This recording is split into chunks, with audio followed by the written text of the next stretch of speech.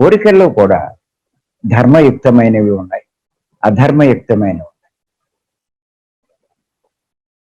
అవి ధర్మయుక్తంగా ఉంటే ఖచ్చితంగా దానివల్ల మీకు నష్టం లేదు. అధర్మయుక్తమైన కోరికల వల్ల మనం వాటి ఫలితం తర్వాత కష్టాలు పాలు. అంచేత వ్యాపారం చేయాలనే కోరిక, డబ్బు సంపాదించాలనే కోరిక, ధర్మంగా చేయండి.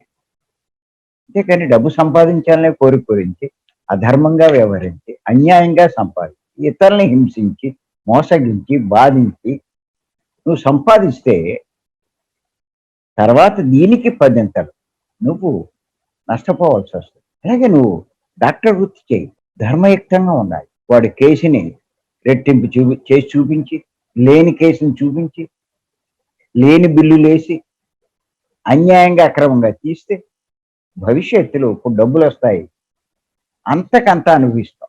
పాపాలన్నీ రికార్డ్ అవుతాయి. దాని ఫలితం ఘోరంగా అనుభవించాల్సి వస్తుంది. ఎలక్షన్ నిలబడు ధర్మయుక్తంగా అడ్డంగా దాన్ని పెట్టుకుని అధికారం చెలాయించాలని లేకపోతే అక్రమంగా సంపాదించాలని అనుకుంటే దాని ఫలితం అలా అనిపించాలి. చెయ్యి, సేవ చెయ్యి, అందరికి ఉపయోగపడే పని చేయి, అది నీకేమి ఇబ్బంది కలిగి.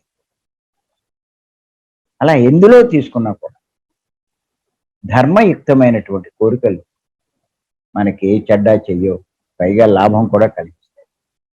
అధర్మయుక్తమైనటువంటి పనులు మనకి చాలా నష్టాన్ని కలిగిస్తాయి.